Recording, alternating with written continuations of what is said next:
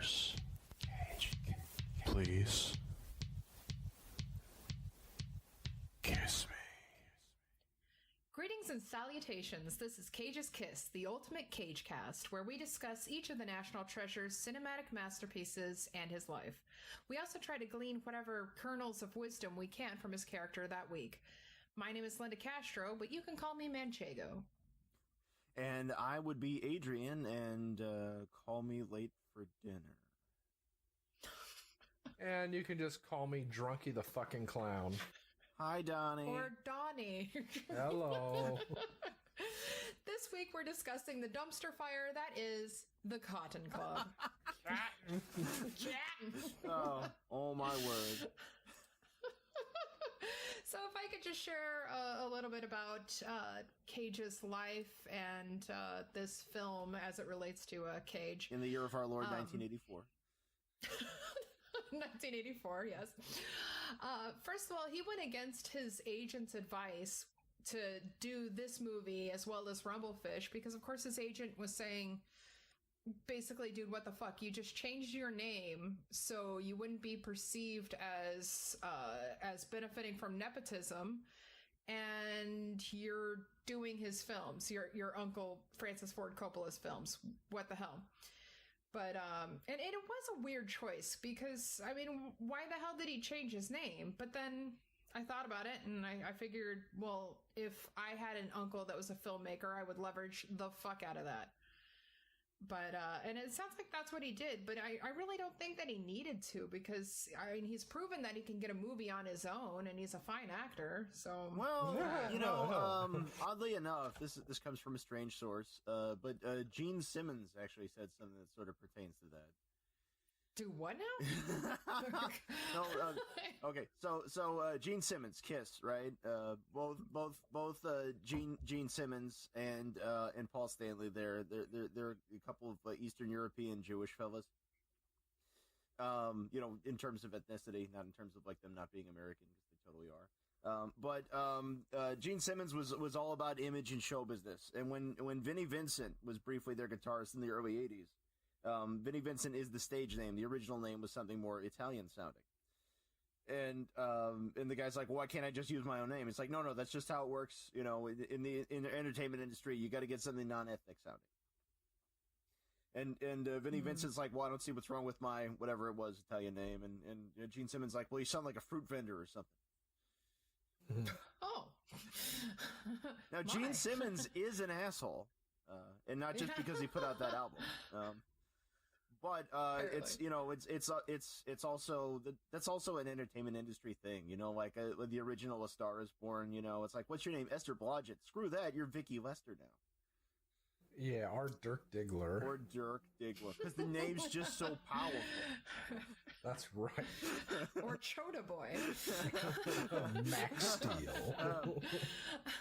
Now, on set for this movie, Cage nearly destroyed his trailer because he was slated for 3 weeks of work, but Uncle Francis was pretty much just directing on the goddamn fly with this movie. Yeah. And so he made him stay on set in costume and makeup for 6 months.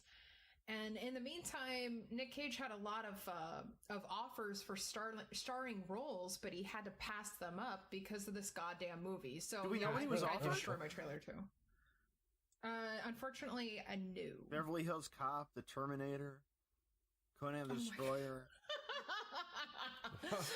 Well, I mean, he was kind of missing out on Conan the Destroyer. Damn right. The biggest mistake of his life. No, when talking about his character, Nick Cage said, quote, he's so maniacally up, he's almost in outer space. At times I felt I had to hold on to my own head to keep it from hitting the ceiling. This guy's an empty balloon with a hell of a lot of unsuspected energy, as mad as they come, end quote. Cocaine is a hell of a drug. Yeah. You even get the bit in the Cotton Club where like, cocaine. Now, just a little data for the movie. I've got quite a little. It was Yeah, it was made in 1984. 1984. Director. Yeah, that's what I keep thinking too. Director was Francis Ford Coppola. And the writers were William Kennedy, Francis Ford Coppola, and Mario Puzo. Known for writing The Godfather. And known for being a pretty not good screenwriter in the 70s. Apparently. Yeah, that's kind of jarring, just knowing that The Godfather came first and then this piece of shit. Yeah. Yeah, this is the 12 years later, I wish I could do The Godfather again, aka, make money. Yeah, pretty much. The budget was estimated at $58 million fucking dollars in 1984. And just for comparison's sake, the Racing with the Moon, the budget was, I think, a little over $6.5 million. This was $58 million. That's more than Apocalypse Now. Yeah. Cab Calloway doesn't come cheap. He don't come cheap at all. And in the U.S., it grossed approximately $25,928,721. Or in other words, it sucked shit. It sucked shit. Yeah. I mean, I told Linda this on the phone, but watching this movie, it made me remember a Johnny Cash song, Hurt, where it's like, I want to just cut myself just so I know I can still feel things. Oh, yeah. Well, sometimes I cut myself to see how much it bleeds. It's like adrenaline. Pain is such a sudden rush for me. Yeah. That's Johnny Cash, but also, pain don't hurt. And you both know that, about over 3 years ago, I was hit by a car while I was walking across the crosswalk, and I've endured a lot of pain just recovering and being able to run again. This last weekend, I successfully trained for a 15K, and I am no stranger to pain. I could not watch this motherfucker a whole second way through again. Yeah, I'd actually seen this before, and it was still really hard sitting it again. Of course, it had been over 10 years since I'd seen it, and memory just kind of compresses it or blocks out things that are completely unnecessary, like most of the scenes in this movie. And Richard Gere's character, Dixie Dwyer, a cornet player, becoming George Raft, the movie star, for no reason.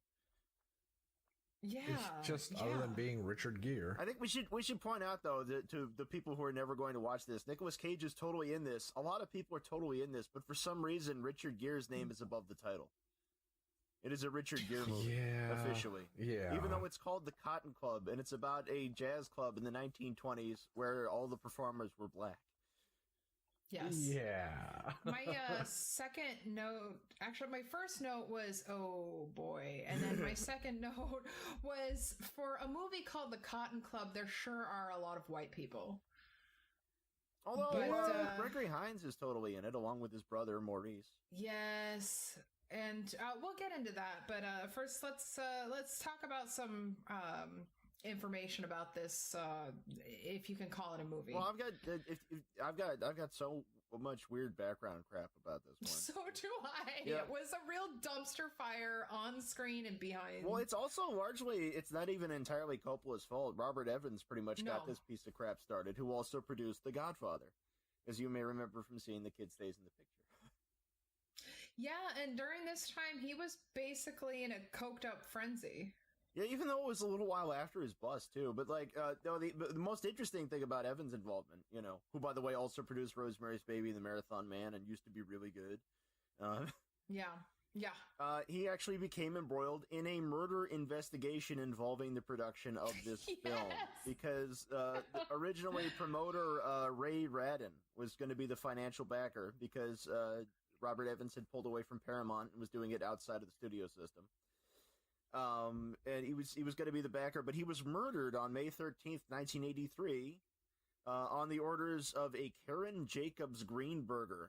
She was a drug dealer who wanted to be a Hollywood deal maker. And she was busted for conspiracy to murder. Yep, she hired her bodyguards to do the killing. It didn't actually get a conviction until 91. The conviction came about partly because her bodyguards were idiots and bragged about having done the murder to friends of Larry Flint. First mistake, man. Yeah. So, real murder, real organized crime, and that's all in the background. You know, it's kind of funny mentioning Larry Flint with a little bit of a porn connection because, and I know this is going to make me sound like a wonderful person, You are. but there is a golden era porn flick which I own All right. called Trashy Lady. Great title. That thing is more 1920s than this thing could ever be in a 139-minute runtime. And that's sad.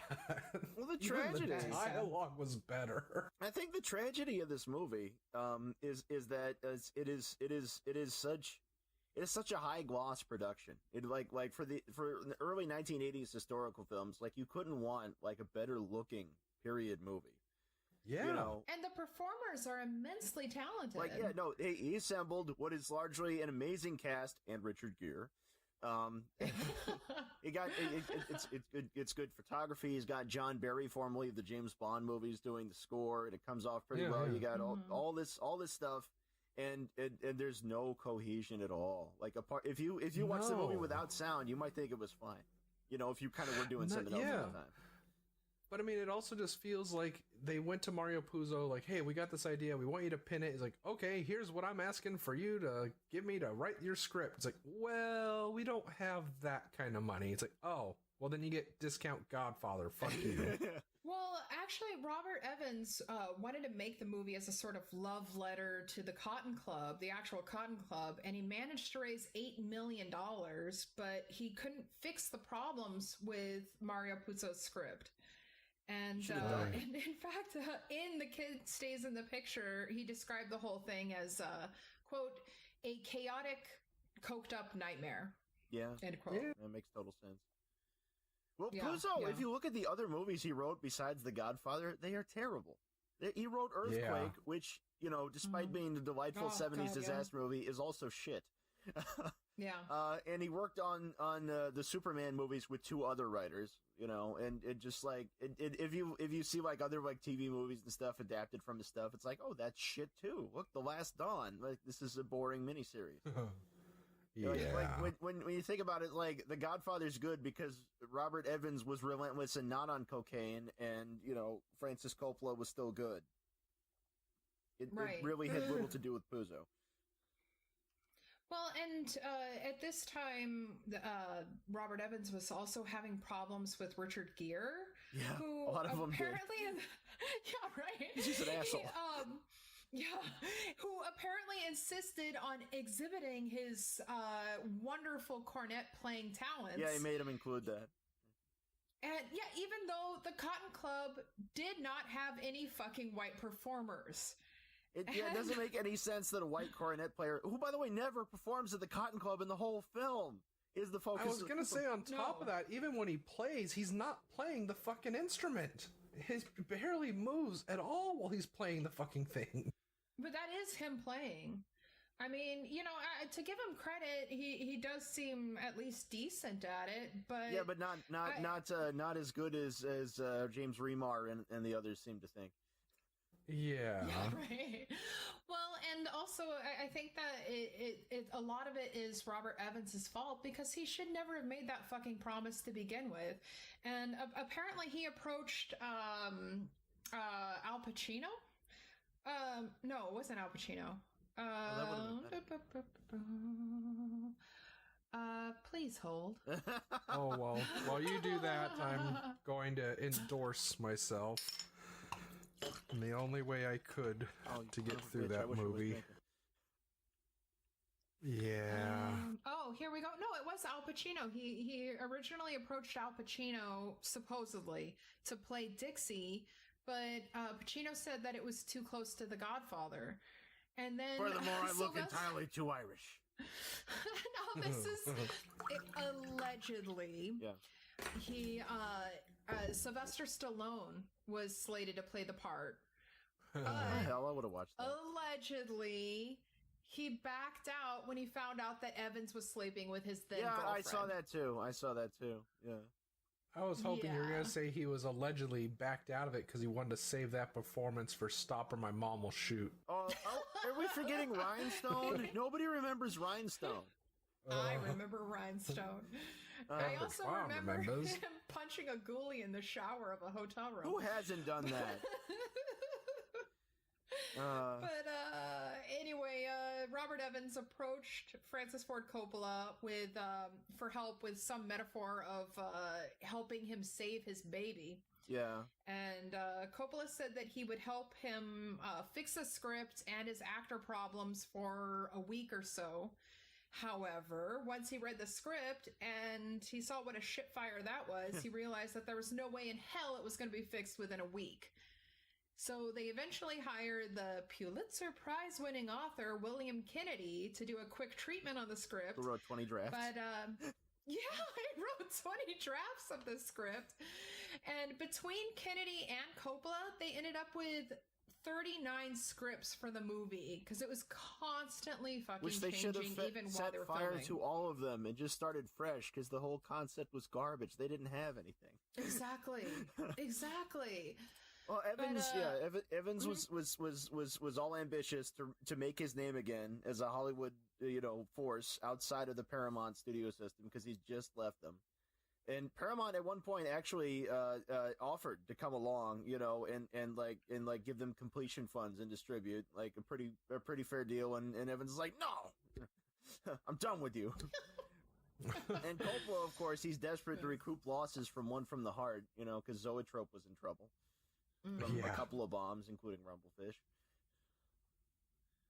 Rusty James, yeah. Fuck Rusty James. No, I would take Rusty James over this shit any fucking day. Any day. I'd like to say a moment about Richard Gere, too, that this is actually a sort of a pivotal moment in Richard Gere's career, and that this is actually, this is the lead into the 80s being very dark days for him in terms of his movies, doing well or not.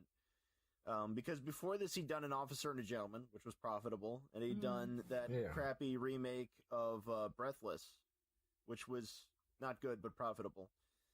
But this bombed, and then after this, he did Bruce Beresford's King David, which no one has ever heard of because it sucked shit. I haven't. And he didn't do a movie that made money again until '89, when he did Mike Figgis's Internal Affairs with Andy Garcia, which is actually good. And for this movie, Richard Gere was paid $3 million plus $125,000 for every week that went over the contracted end date, which was October 30th, 1983. Like a damn ferret. Ferret up his ass. Yeah. Right up it. But, he and Cage both according had to those Coppola, John Waters stashes.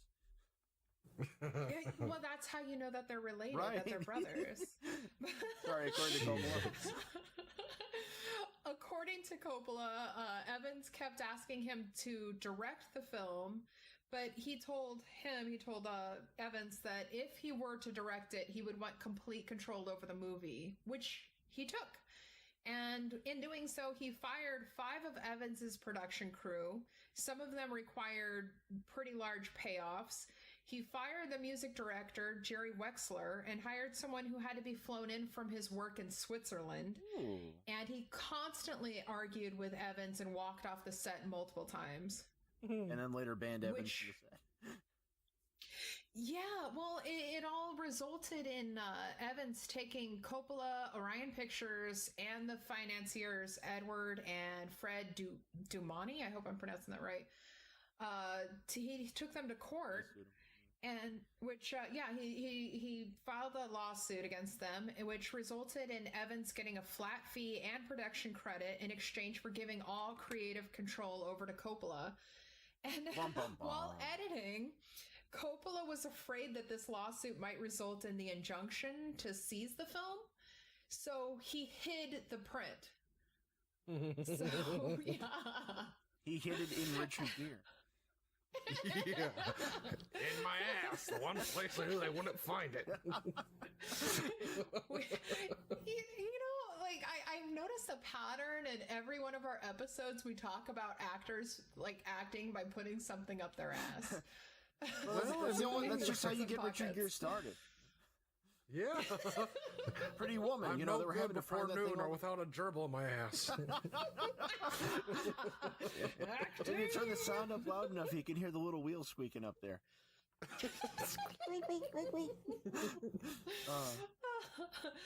But yeah, that's all I've got. Okay, for behind I've the got scenes. a couple more things. Hit us. So, one good point is that we actually have Gregory Hines and his real life brother Maurice Hines, who was 41 at the time. And their relationship in the film is actually supposed to sort of mirror their real life relationship. Back when they were kids, they actually did perform on stage together. Numbers like the ones we see in the film. And Maurice, during his career, he mostly focused on Broadway. And this is Gregory Hines' fifth film. This is Maurice Hines' first film. Maurice never did quite so many movies because he's just not Gregory Hines. You know, sorry. Maurice is still alive. Gregory Hines died of liver cancer and became immortal. Yeah. That too. Oh, we're getting into it now. We caught something on EVP. Today's movie premiered fourth at the box office, behind Beverly Hills Cop, David Lynch's Dune, and Oh, shit. and fucking speaking of crap, 2010, the year we made Contact. Yeah, I know, Where right? we explain everything that was too deep for you. Yeah, it's like you know how the first movie was interesting? We're gonna turn it all boring. Yeah. The cinematographer was South African Stephen Goldblatt, who had shot Tony Scott's amazing The Hunger, which is like one of the best looking movies ever. Hey. And for Peter Hyams, he shot Outland with Sean Connery. Shit. And after this, he shot The Young Sherlock Holmes and the first two Lethal Weapon films. And then, unfortunately, both of Joel Schumacher's Batman movies. Oof. Damn. Yeah. Wow. This I don't know. movie. Sorry, Donald. What was that? No, go ahead, Okay. please. This movie has one of my favorite character actors in it. This guy, James Remar, as Dutch Schultz. Yes. Who is Yeah. always wonderful. He was earlier than this. He was a staple in Walter Hill's films. He was in 48 Hours, and he plays Ajax in The Warriors, which is like the most classic movie ever. Well, yeah. Because you guys have all Wasn't just he gone also faggot. later on with Jean-Claude Van Damme and that God, what the fuck was that fighting Yeah, movie? I think he was in one of those. He also, Quest. yes, he's in The Quest, and he's Yeah. actually the actor who had the unfortunate honor of replacing Christopher Lambert in the sequel to Mortal Kombat. Yeah. Like, oh my god, that's I right. felt so bad for him. It's like, it wasn't your fault, James Remar. I'm sorry. And actually, he was originally cast as Hicks in Aliens. Oh Jesus. Oh. Yeah, and they'd actually started shooting the movie with him. In some of the scenes where the aliens are attacking, the back that you see for Hicks is not Michael Bain. It's James Remar. But James Remar Wow. backed out of that film. I think partly because James Cameron is the biggest asshole ever. Yeah. Yeah, Yeah, and so that checks Michael out. Bain's all like, "Aha, I got a film roll off of you." It's like, haha, Michael Bain, you were second choice. You'll always be second choice. James Remar was also in Drugstore Cowboy with Rusty James. Oh. And he was in the Billy Zane the Phantom, which I only ever refer to as Slam Evil. And he too is immortal. Hey, that's my friend Billy Zane you're talking That's about. right. And as Nicolas Cage's wife in this film, we get Jennifer Grey, who is Yeah, doing baby. research for her later shitty dance movie, Dirty Dancing. But Well- it also has Fred Gwynne. It does have Fred Gwynne mean- of Car 54, Where Are You, and Munsters, yeah. None of that And- matters. None of those people matter. Who matters most is Bob Hoskins. Damn Okay, you right. had fucking Mario in this Yes. movie. Oh my god. Oh my god. Good game. When the Good camera's game, on yeah. Bob Hoskins. Hoskins, everything's fine. Shit. Exactly. Yes. Oh, I fucking he love kind it. of put me in my happy place, my like safe space. I know you get during this movie. you get a little faked out for a while there. You keep forgetting you're watching the Cotton Club. Well, that's what's bad. This movie was so fucking all over the place. It had so many different stories going it's on. not Where it's one like movie. the least interesting story was Richard Gere's story. It's We like won't Mike go Nelson into said about the Screaming Skull. It's like it's not a real movie. It's made from real movie parts. Exactly. Well, before we start like talking about our notes on the movie, I would like to point out that it also has Tom Waits again. I was just about to mention, Tom Waits True. looking way the hell different than he did in Rumblefish, by the way. Yeah. No shit. He looks good. He's got his hair good, slicked I back. It's think. like, everybody liked you, kid. Are you And, suggesting that he looks anything else any other time other than good? I mean, I guess now he looks really fucking decrepit. when I saw him tonight on the downtown train. Rotting in the corner. But Donnie, never besmirch my man Fred Gwynne, because sometimes that is better. Well, he can agree with that now. They say the path to a man's heart is stony. Nobody watches that movie no more. Jesus Christ. But also, little known fact, this movie has Jack A as a dancer. You mentioned that, and I still don't know who that is. I'm sorry. Yeah. But you know who else it has as a fucking dancer? It's got Mario Van Peebles. That's true. Yeah, Mario That's Van true. Peebles is on the one. When Holy crap. yeah, when fucking Gregory Hines runs back into the Cotton Club asking that girl her name, it's Mario Van Peebles in the middle of the stage there being like, the Cotton Club girl. And later you get the scene where he's dancing and he's ripped as fuck in this thing too. Mario Van Peebles, whose first film appearance, by the way, was in Melvin Van Peebles' 1971 Sweet Sweetback's badass song. He's the 12-year-old who hops on top of the heavy lady hooker. and starts having sex with her and transforms into adult Sweetback, his father Melvin. As you do. Yeah.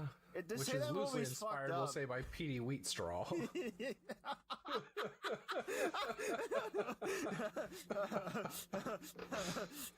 Oh, much love for Dolomite. What has he had? Jesus Christ. So we mentioned Tom Waits, who was a Coppola staple at this time. Another Coppola staple who's in this is Larry Fishburne.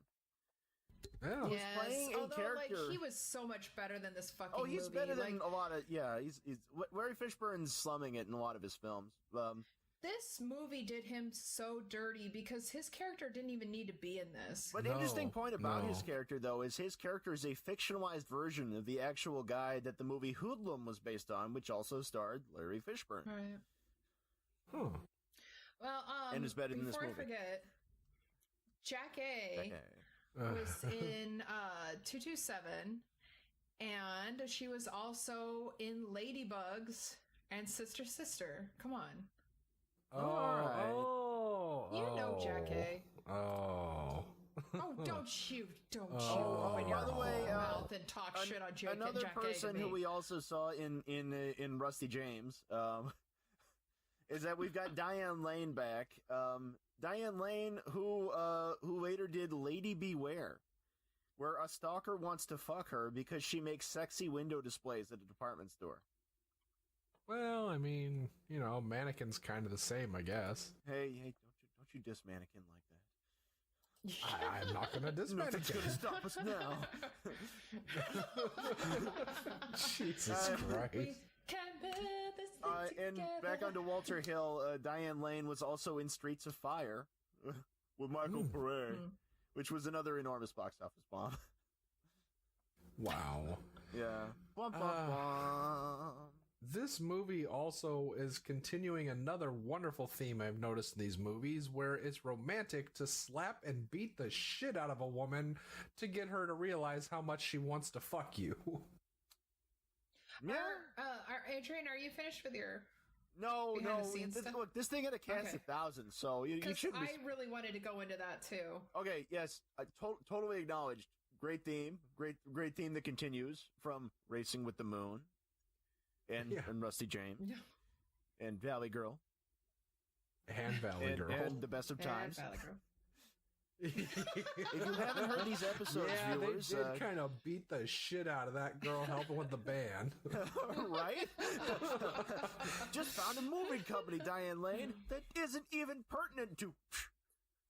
Well, not only does he smack her, but they all applaud, and like, Yeah. and he's like flinging her around, and it's like, oh, this is a dance move. Yeah, it's like when Bugs Bunny dances.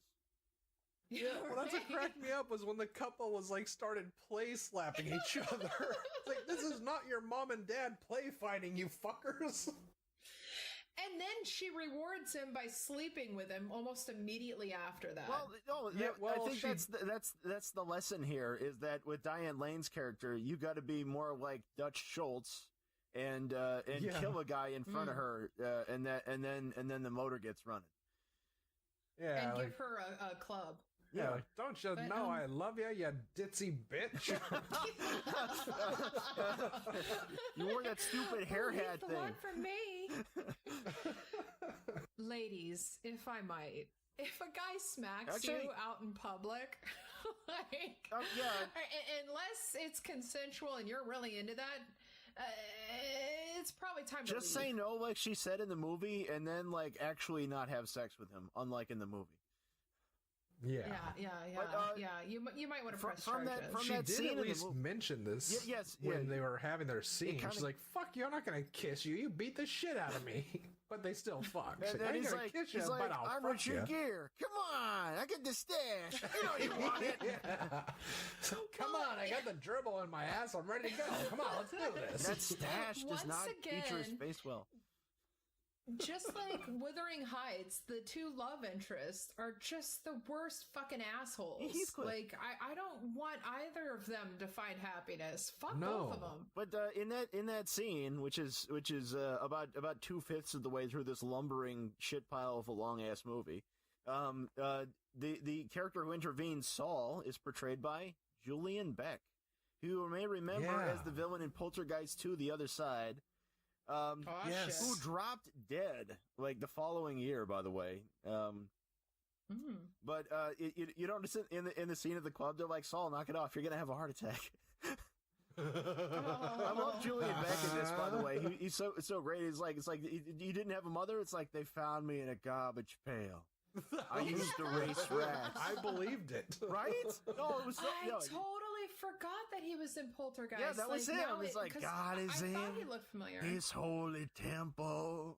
And he was also in episode 1 of season 2 of Miami Vice, the 2-part episode, The Prodigal Son. In that one, he plays the banker who is basically responsible for drug traffic in the United States. He's essentially a supervillain. He gets to chew the scenery for one scene there. Oh, he was wonderful. Oh, okay. That's There's everything just- for my yeah. trivia, by the way. I think that was it.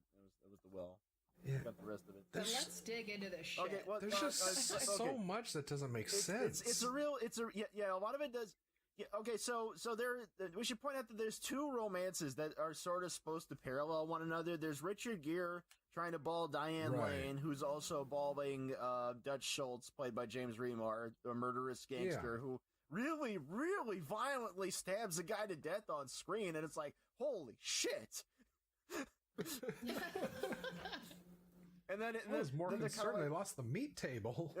Bob Hoskins had a great line. It's like I should tear out your brain and pickle it.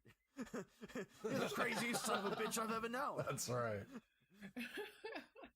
There Well, a couple of great lines from there. One of which is earlier in that same segment where Bob Hoskins is like, "Shake fucking hands." yeah. And then later on, there's the part where fucking Gregory Hines is the guy chops the cabbage in half next to Gregory Hines' head.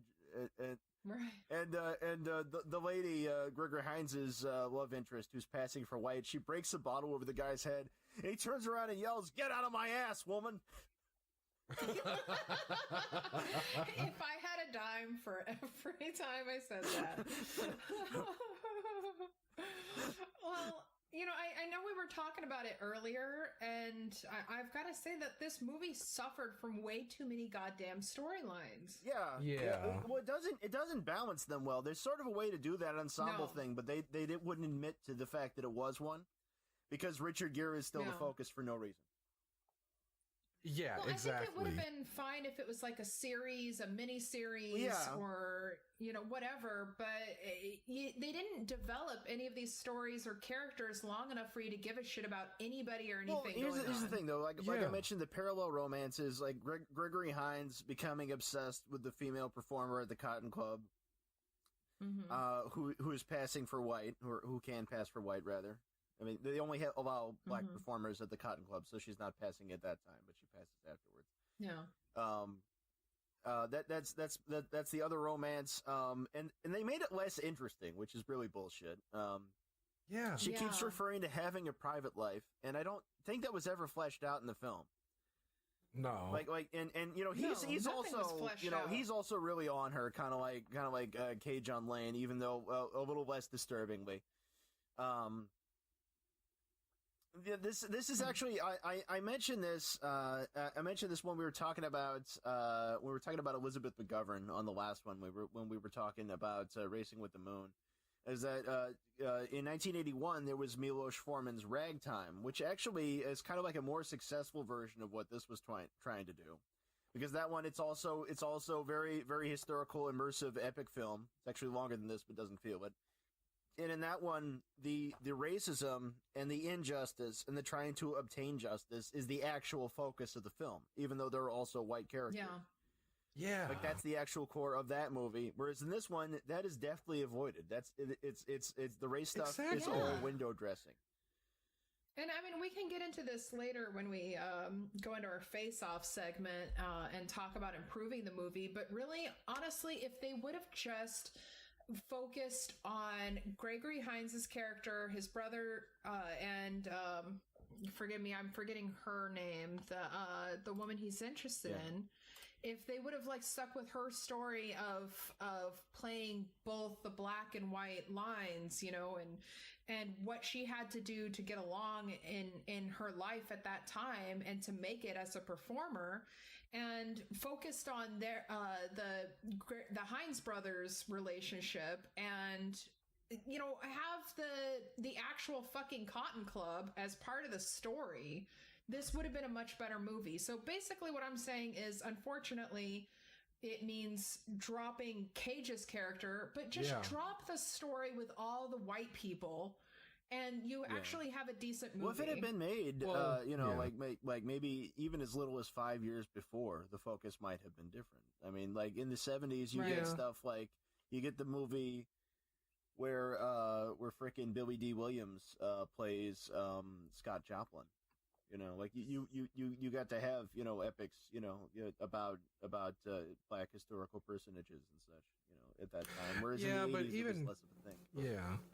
Well, even that, getting away from just that itself, because that's kind of like playing Captain Hindsight as well. It's like they could have fleshed out so much more of this, but it just seemed like it's what happens when you take three puzzles and then you just dump them on the floor, and then you're like, put this together and make something out of it. It's like, that's what this all felt like, because it's sad when you don't give a shit for the main storyline, but you care more about the side storylines, which don't get any presence except, hey, remember these people? They're still involved in this. It's like the quarrel with the brothers, with Hines and his girlfriend / I want to marry your wife. It's like, all that stuff would have been vastly more interesting if it was played out more. Even when he's like, fuck this, I've had it, I want to kill this guy. They never go into that any further than just, well, this happened, so I'm just gonna dance him to death. And even then, like Cage's character, they barely used the fucker, even though it's like expanding his story until he cracks. It's like, once he cracks, then it's like, okay, now we're gonna do a quick montage, the worst kind of fucking montage, of showing his rise, and then, oh yeah, we're just gonna fucking kill him off, because that's what happens when you fuck with powerful people. Frankly, the montages were the best part of the movie, though. But even if they just would have stuck with his story, Yeah. And then it would have been fine. But like the fact is, I couldn't give less of a shit about Dixie's character or Vera's character. Yeah. Or Paige's I hate character to suddenly say it, got but married. Dutch. Yeah. I mean, I got married. Here's my wife. Like, what? Yeah, well, that's why I said this is kind of like a low-rent version of what you get when you can't afford a Godfather story, so you get, like, the knockoff story. It's kind of like Fredo was basically Cage, except a less interesting Fredo. It's a guy like, I don't give a fuck if he the dies. Godfather also, had a focus. Yeah, it had a lot I think more. It's just another example of Francis Ford Coppola trying to get in the relationship between brothers into his stories. Yeah. And then you have like the juxtaposition of the black brothers and the white brothers, and I mean, you could have really done something with that, but he didn't flesh any of this shit out.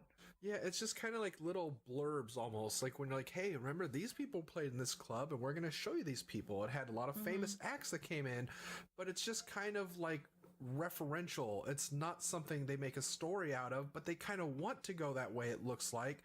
And given the amount of problems they had that you mentioned with all the rewrites and the scripts, it feels like that's what happened. They're just like, fuck it, we filmed all this shit, let's just put it together, make a movie, and hope for the best. We may be witnessing another issue that was common with the bloated early 80s historical epics, which all lost money, by the way. Is that is like a lot of those had original running times of like 3 or 4 hours, and this movie the running time that we were getting is not long enough to sustain what is there. And for all we know, like this might actually make more sense in the 3-hour format, oddly enough, because it feels too long in 2. Yeah. Like Once Upon a Time in America was almost 5 hours in its original cut, which is long, but it's also. Yeah, it is, but it's one of those, it still can drag. It's just, it still holds your interest. But this thing was just so all over the place. I mean, even I was like, I'm going to make my dinner. I'm going to sit down and watch this. I made it like 40 minutes in before I'm like, okay, yeah, I'm going to go play my guitar for a while, look at the screen. It's like, the movie's this is in still too big a going hurry. on. You're never in the moment, like in Leone's films, you were always in the moment. Like it's gonna push you directly into there. Like it's like what the fuck's gonna happen? Some guy's gonna blow another guy away. Which one? Yeah, and that's kind of sad.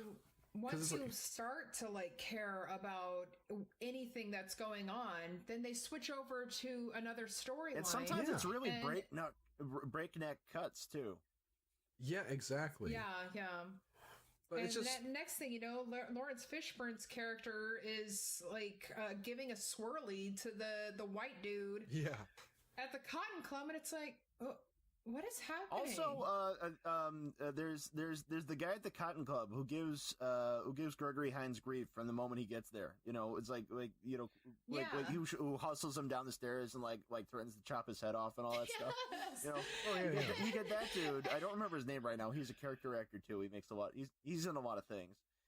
And then you get the guy in Dutch Schultz's crew who kind of looks like him, who kind of looks like a parody of Don Corleone. They got like the same bloated, like hair streaked back, balding guy with a mustache. It's like, wait a minute, he's kicking himself out of the Cotton Club.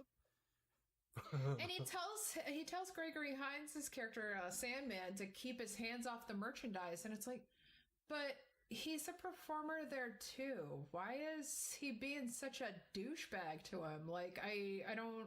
Well, and there's the scene where the lady's performing and Gregory Hines is watching her, and like the guy's behind him. Yeah. It's like, so is he just watching Gregory Hines, or was he watching the show too? Was he whipping it out a little bit right then? Yeah.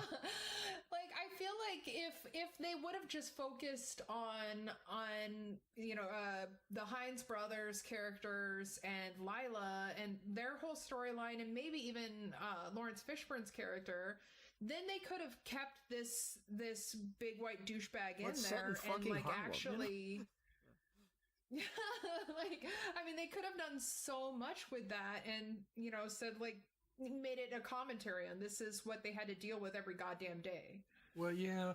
I mean, that's what's kind of sad is it's like in some films you can tell, like we mentioned before about passion projects, where it's like if you have a regular film being made, it's good to have a contrast of talented people talented people behind the scenes and people that will actually tell you, hey, maybe we shouldn't do this, maybe we should do this instead, because it's nice to have other people give their opinions to you to help improve something. It's like, I know, not to get too far off topic, but it's like with Star Wars especially, George Lucas's original cut sucked balls. Yeah, his wife but needed having to actual edits come in and music score added, it's like things actually got tighter and better. But when you go into something like him making the prequels or someone else making a passion project, when you have everyone around you as a yes man and no one's telling you not to do this, it's a potential to go overboard. But then you have something like this, where you have talented people again. You have all these people that respectively could have made something good, but you have to pick and choose your battles as to what your vision is that you want to stick with. And then because you say, if you just wait keep a minute, this fighting kid can't everyone. Yeah, exactly. It's like if you just keep fighting on this, like, no, fuck you, this has to happen. This has to be here. It's like you're just derailing yourself even further into a fucking trash pile, to the point that by the time it's done, you literally are at a point where you're like, well, what can we salvage out of this?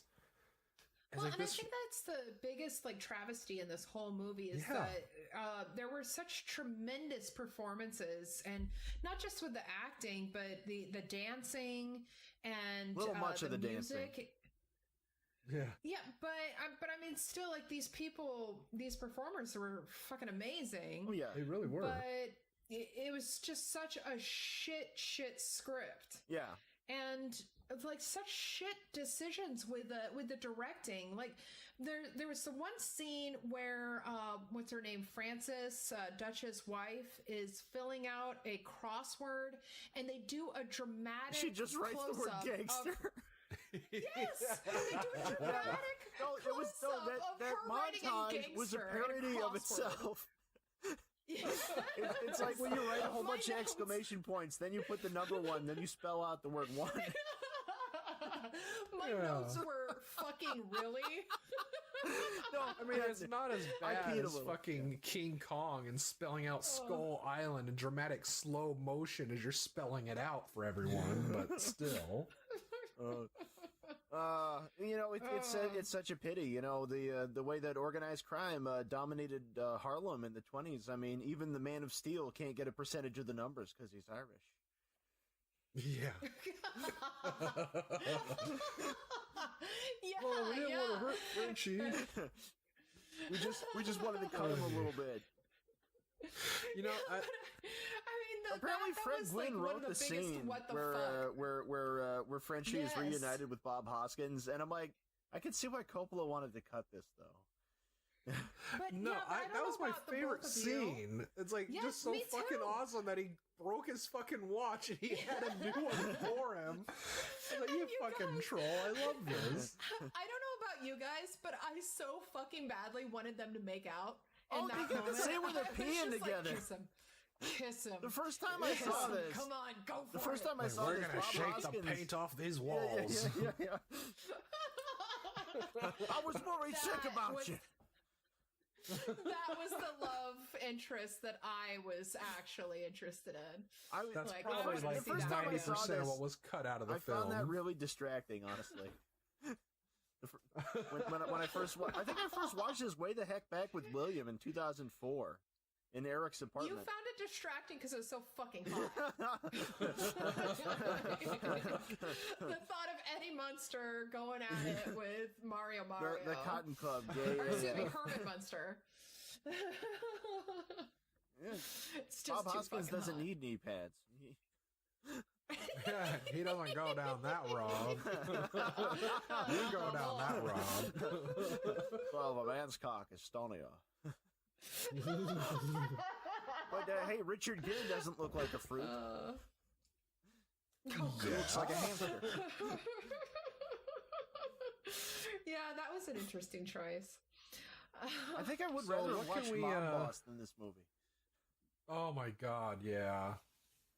Our boss baby.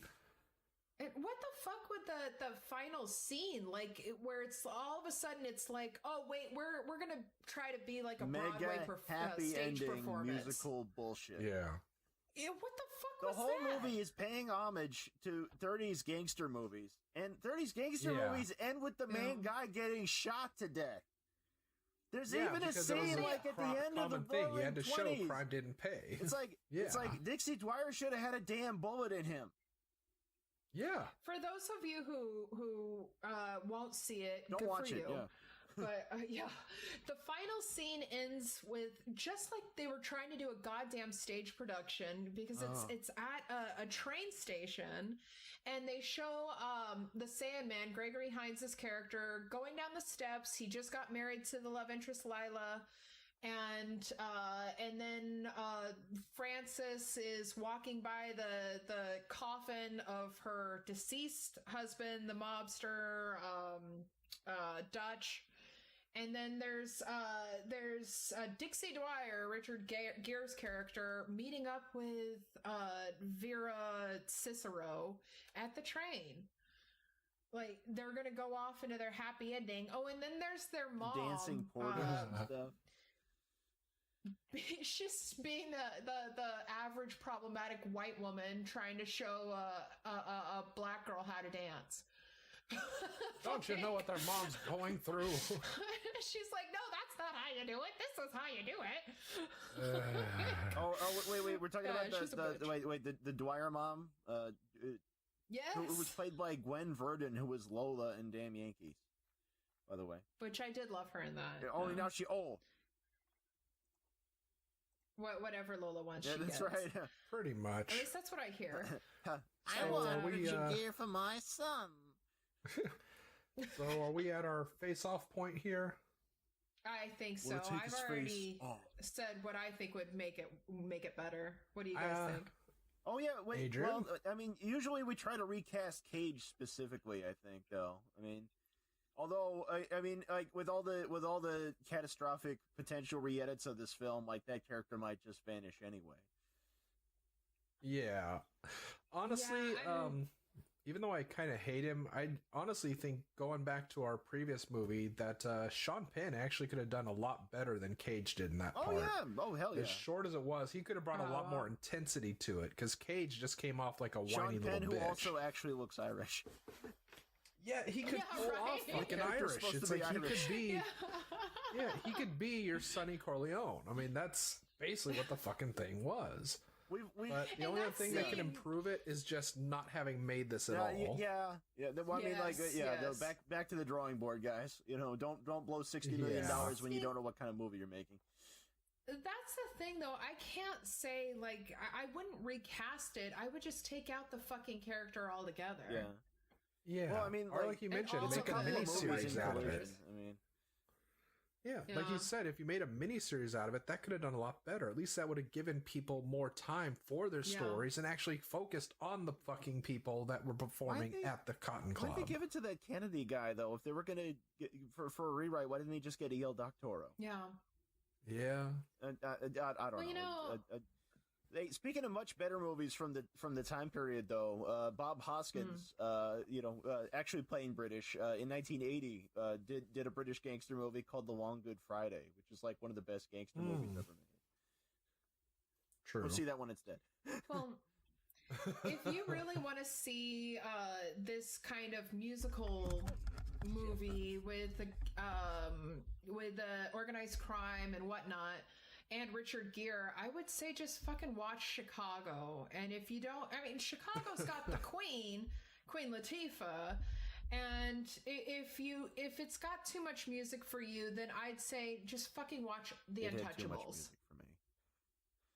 Yeah, or watch Trashy Lady, because it really is a wonderful golden era Or porn Trashy film, and Lady. I have to highly recommend And it. it's worth the money because it's got the money shots. Exactly. If Richard Gere had just sweet nutted on Lord. Diane Lane, this would have been so much better. You know, they probably cut that out again with about 90% of movie part 3 of this. Like, I want realism. I want you to fuck her on the It table. really blows that horn. Method acting.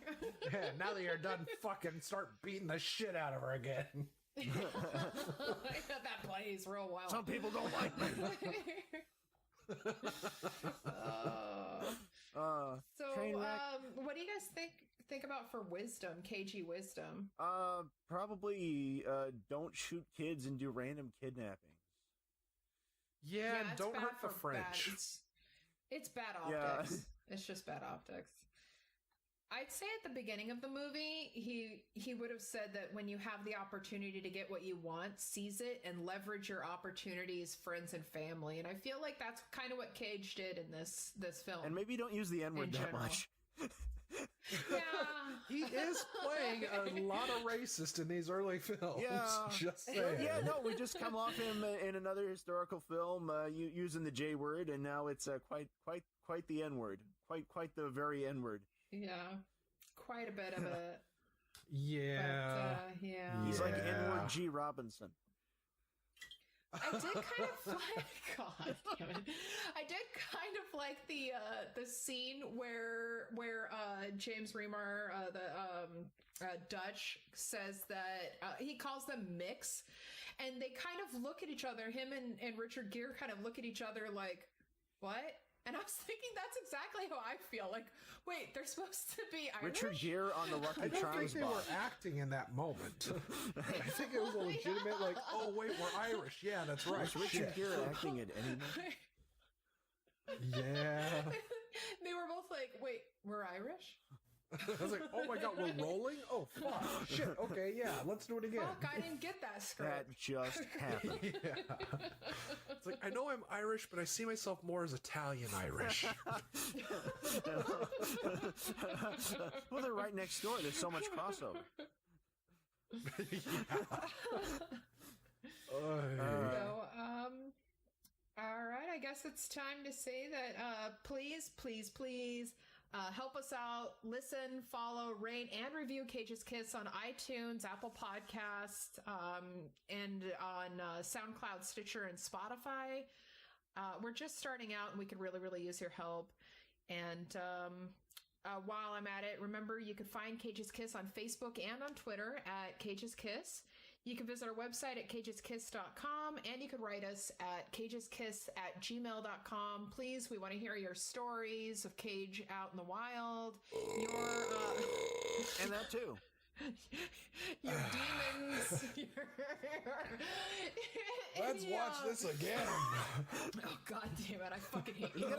gotta find me in a case right quick if I'm gonna watch this again. We want to hear your I'm very thoughts. If Cicero. you have any situations, you can use some cagey wisdom with. Let us know. Of course, Cage's Kiss is without the apostrophe on all of these things. Donnie, what you got? I got Besides gas. I'm about And demons. 3 bottles down now, and I got a lot of hopes and dreams. All right. You can find me on Twitter under Unreal Goals, though again, you really shouldn't. I'm not really a socialite. But if you want to look for me on Instagram, look up Stilgar the Twi'lek. And I'm not even going to try telling you how that's spelled because, well, make it a mystery. Look it up for yourselves. You fucking nerd. And as always, You're you the can- one that made us watch this And shit. as always, you so made us watch this shit. fuck you. And I'm still Adrian. You can find me as Leo the Fox, all run together, all lowercase on DeviantArt, where you can see my thousands upon thousands of ill-advised artworks. You can It's really find good. me y'all. on YouTube under A.A. Smith. I've recently gone through my wall of shame of books. And go and support me on Patreon because I need your damn money. Furthermore, when a highbrow meets a lowbrow walking along Broadway, soon the highbrow, he has no brow. Cool. Ain't it a shame? It What is. just happened? That just happened. All right, my chuds. We'll see you next week with Birdie. I'm the tough guy now. Yeah. I'm gonna get blackout drunk. This is your Cage Kiss Off. Yeah. Let's ride.